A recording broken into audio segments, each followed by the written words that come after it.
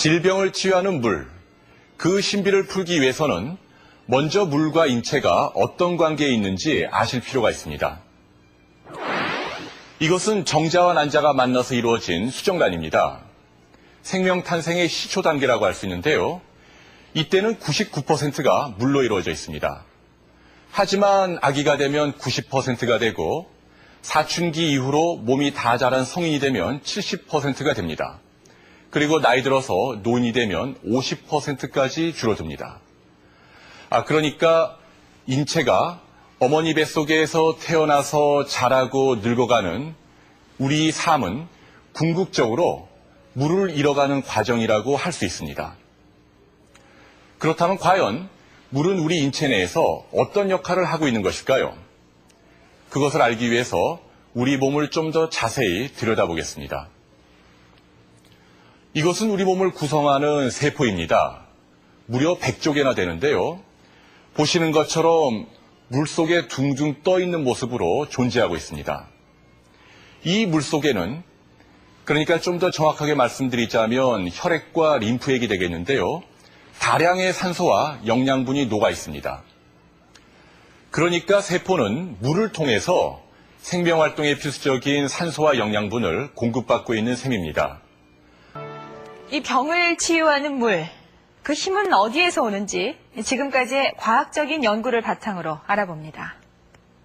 아마 이게 다 제대로 다스리려면은 상당히 시간이. 민영수 씨, 엄청난 대식가로 한때 체중이 100kg을 넘었다는 그는 변비와 당뇨를 20년 넘게 달고 살았다.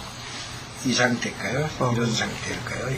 이렇게 4년 전 식전 혈당치가 정상치의 5배가 넘는 800에 육박하자 잇몸과 발가락이 썩어 들어가기 시작했다. 양쪽 다? 네, 양쪽 다 썩어가지고 네. 이 부분이 완전히 썩어가지고 이쪽까지 이제 다 잘라야 될 정도예요. 지금 발가락 3개가요? 네, 3개를. 물집처럼 생겼다가 당시 발을 잘라내야 한다는 의사의 최후 통첩을 받을 정도로 발의 상태는 심각한 것이었고 가족들에게도 고통의 나날이 계속됐다. 났다 또 아마 서너 번째 나왔다가 1990년대 초 서울대 소화기내과 교수였던 최규환 박사는 약알칼리 이온수에 대한 주목할 만한 임상실험을 했다.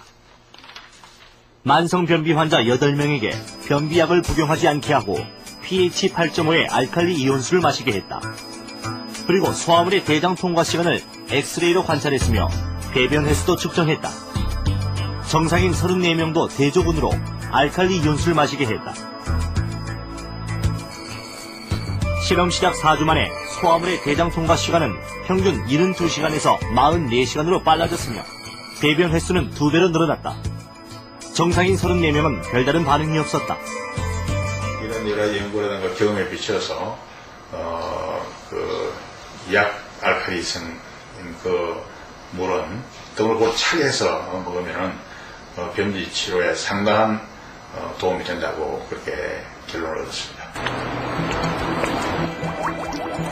알칼리 이온수란 무엇인가? 자연의 물에는 다양한 미네랄 이온이 녹아있다. 그중 전기분해를 통해 칼슘 등 플러스 이온만을 모은 것이 바로 알칼리 이온수다. 우리가 흔히 먹는 물은 산성일까 알칼리성일까? 이 BTB 용액은 리트머스 시험지처럼 산도를 측정하는 시약이다. 용액을 떨어뜨리면 수소 이온 농도인 pH에 따라 물의 색이 다르게 변한다.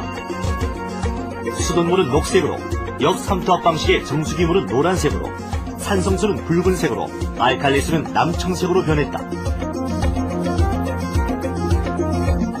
BTB 용액이라는 산도 측정하는 시약을 각각 물에 한두 번씩 떨어뜨리면 pH에 따라서 색깔이 다르게 변하거든요. 수돗물은 중성으로 pH 7.0 정도 나오고요. 역삼투압 정수기물은 약산성으로 6.0 정도가 나오고요. 산성은 pH 3.0으로 붉은색이 겨울에 나오고요. 알칼리수는 9.5 정도의 pH가 나오고요. 남청색으로 변한 알칼리수에 숨을 불어넣어 보기로 했다. 물의 색깔이 점점 노란색으로 변해가는 것을 알 수 있다. 호흡에 섞여 나오는 산성 성분의 영향 때문이다.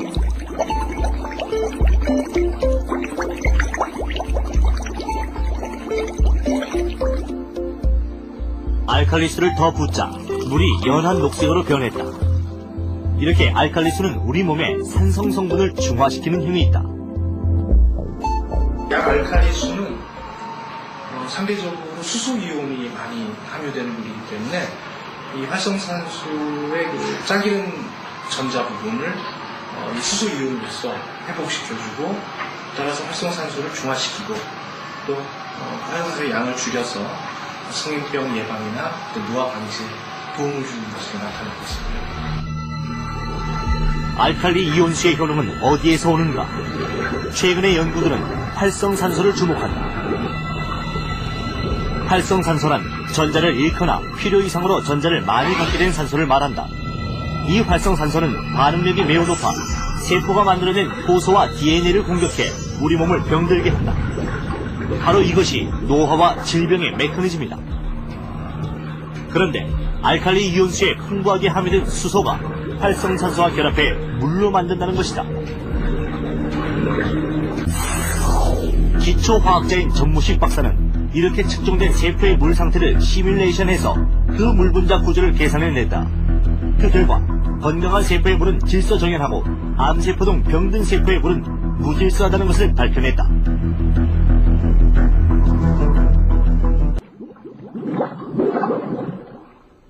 어떤 물이 좋은 물인가?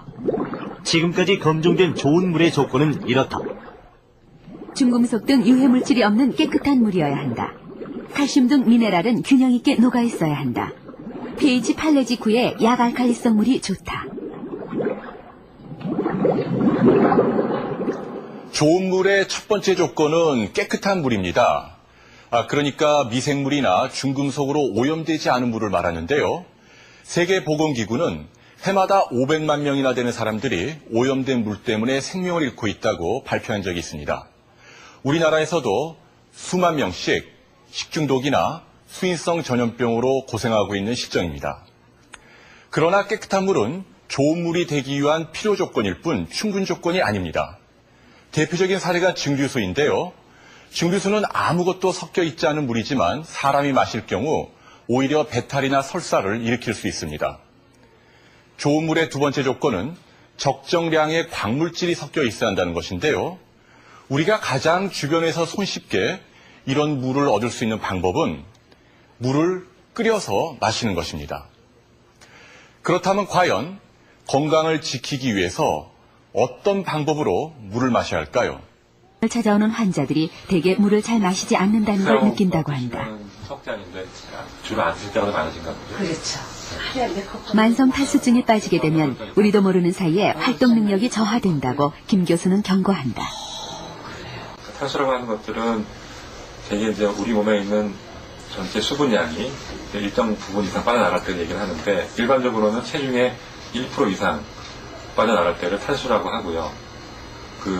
대개 1에서 2% 정도를 경미한 탈수라고 하는데, 대개 이런 경미한 탈수의 경우에는 이런 갈증 기전이 잘 작용하지 않을 수 있기 때문에 잘 모를 수가 있습니다. 이렇게 만성적으로 잘 모르는 상태에서 탈수가 진행이 되면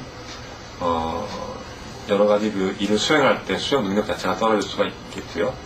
그 다음에 우리 어떤 인지 기능이 떨어져서 업무 처리나 이런 능력이 떨어질 수가 있겠습니다. 과연 우리 몸에서 물은 어떤 역할을 하는가? 물은 우선 건조해지기 쉬운 목의 점막을 촉촉이 적셔 저항력을 높인다. 식도를 통해 위로 들어간 물의 일부는 위벽으로 흡수돼 혈관으로 퍼져나간다. 나머지 물은 장으로 흘러가 음식물이 흡수되는 동안 장의 연동 운동을 촉진한다. 이렇게 물은 소화 기능을 돕는다. 위와 장에서 흡수된 물은 혈관에서 혈액과 만나 전신으로 퍼져나간다. 그렇게 물은 1분 후엔 머리와 생식기에, 10분 후엔 피부에, 20분 후엔 심장에 닿는다. 혈액의 주성분을 이루는 물은 산소와 영양분을 세포에 공급하고 노폐물이나 독소는 몸 밖으로 배출한다. 신진대사의 핵심 역할을 하는 물. 따라서 탈수는 바로 만병의 근원인 것이다.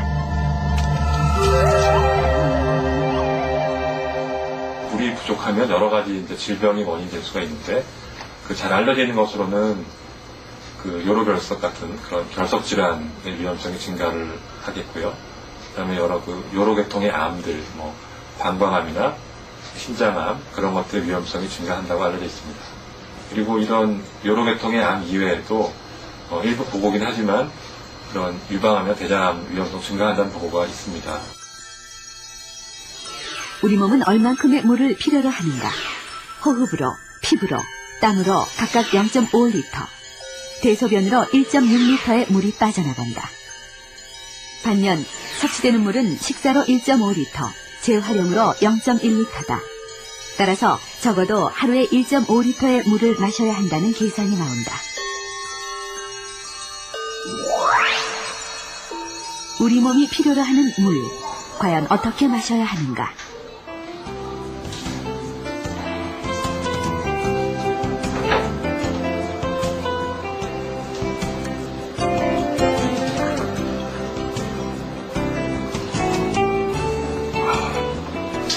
물은 특히 아침 기상 직후에 마시는 게 좋습니다. 이때 물은 10도 이하의 차가운 물이 좋은데요. 이렇게 차가운 물을 공복에 드시게 되면 밤새도록 이완되어 있던 위장과 대장의 움직임을 자극해서 변비를 이기는데 도움을 줍니다. 식사 도중엔 물을 일절 마시지 않는 분들이 있습니다. 행여 물이 위액을 묽게 해서 소화를 방해하지 않을까 하는 걱정 때문인데요. 그러나 이것은 1리터 이상의 많은 양의 물을 마실 때입니다. 한두 잔의 물은 식사 도중이라도 오히려 위장의 연도 운동을 촉진시켜서 소화를 도와줍니다. 커피와 같은 카페인 음료도 탈수를 부추깁니다. 최근 한 연구에 따르면 하루 6잔 이상의 커피를 마실 경우 전체 수분량의 2.7%, 그러니까 70kg 체중의 성인이라면 하루에 1.5리터나 되는 많은 양의 물이 바깥으로 빠져나가게 됩니다. 습관처럼 커피 드시는 분들이 많은데요. 앞으로는 커피 대신 물을 많이 드시기 바랍니다.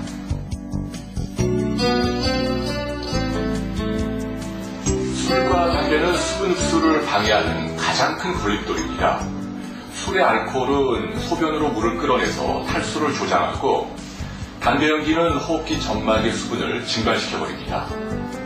그러니까 과음으로 인한 숙취라든지 아니면 담배로 가래나 기침이 심한 분이 있다면 물을 많이 드시기 바랍니다. 물이야말로 술과 담배로 인한 건강 피해를 줄일 수 있는 최선의 보약입니다. 또 물을 많이 마시는 여성들의 경우에는 대장암이라든가 유방암의 발병률이 낮아지고 또 피부 미용에도 좋은 효과를 볼 수 있다고 합니다. 이 최소 하루 1.5리터, 하루 8잔의 물로 건강과 아름다움을 지키는 건 어떨까요?